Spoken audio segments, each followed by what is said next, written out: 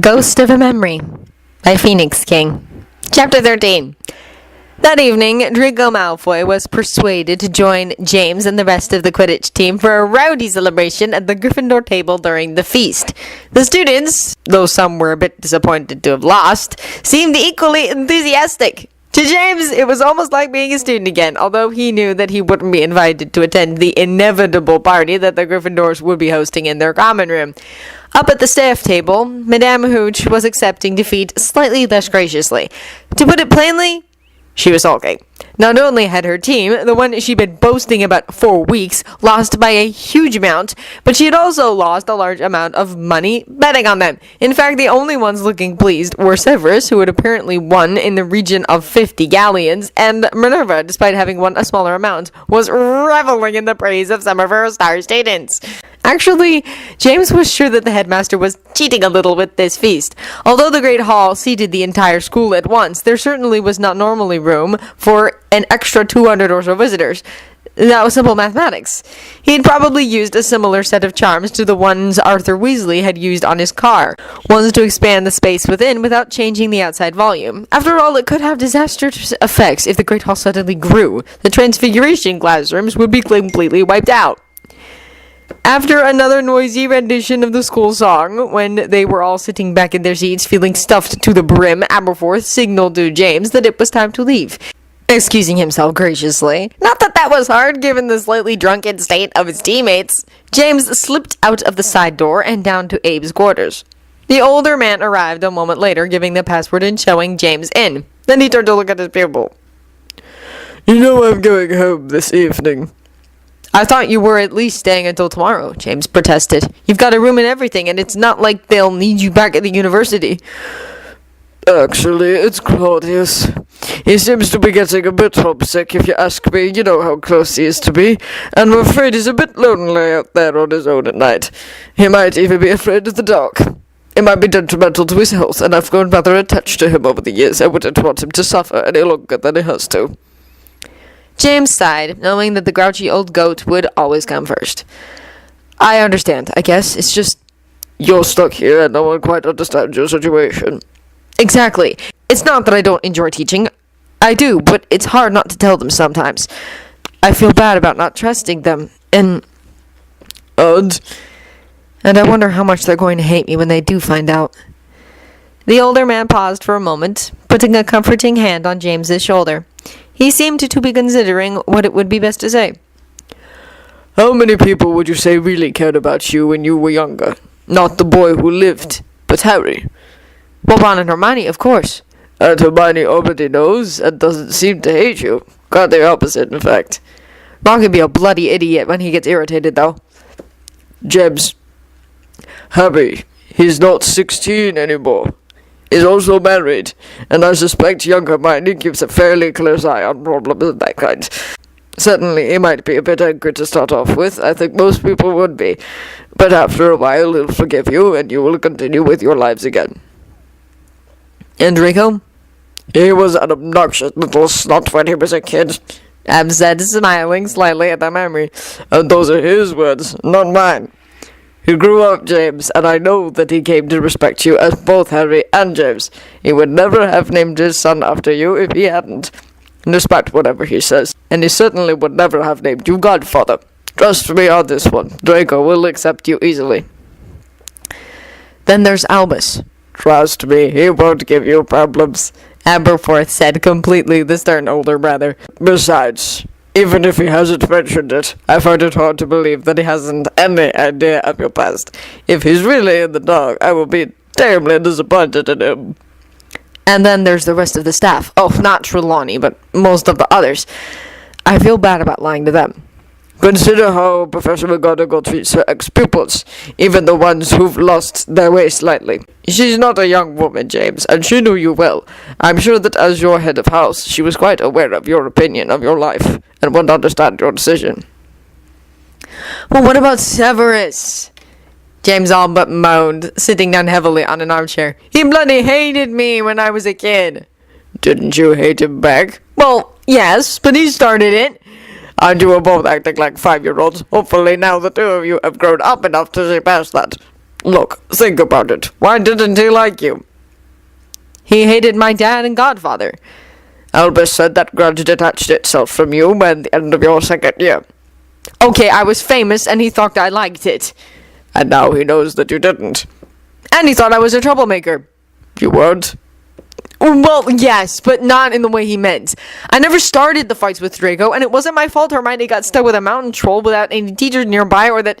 James, enough. I know for a fact that he received at least as many punishments as you did, though perhaps for different reasons. He was more involved with prank wars against the Gryffindors of the time. Oh, yeah, and I was a Gryffindor. James, can you honestly say that you didn't look on Slytherins as the embodiment of evil when you were 11? He was just defending his students, as he was perfectly right to do.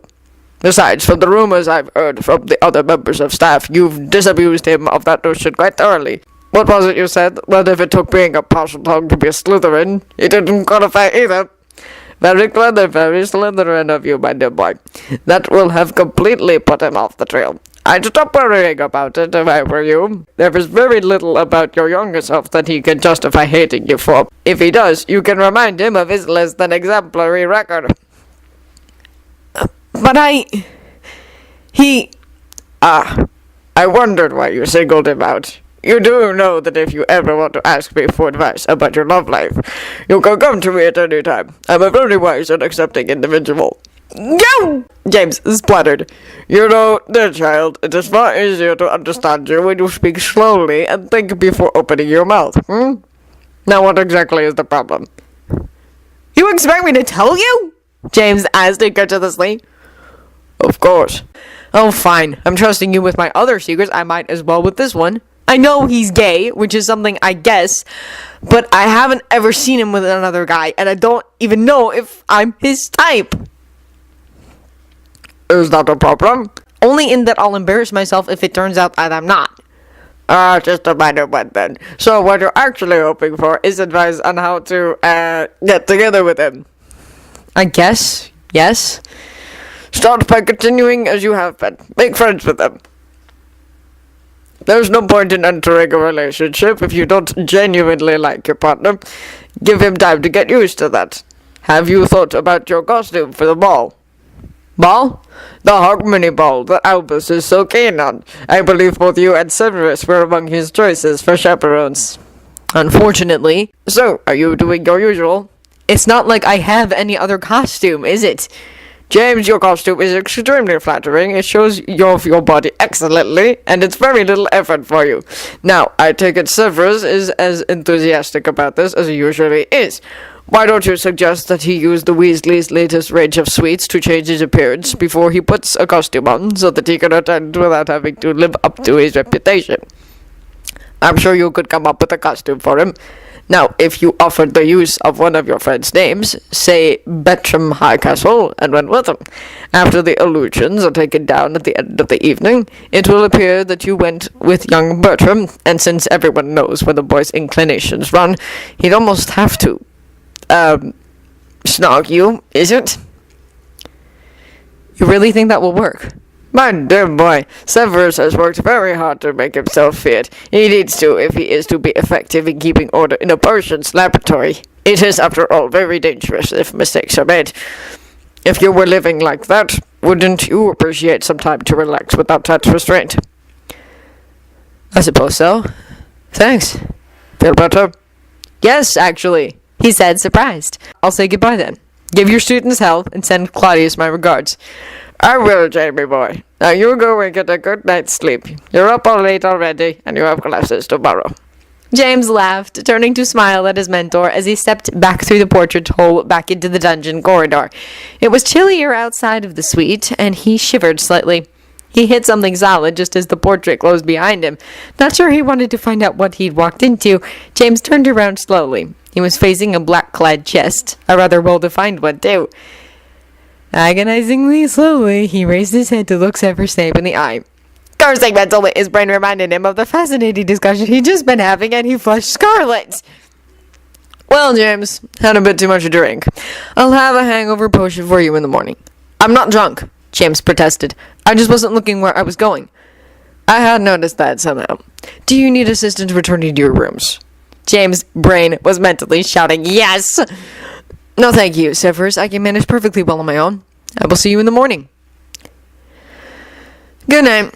That was a most impressive piece of flying earlier, by anyone's standards.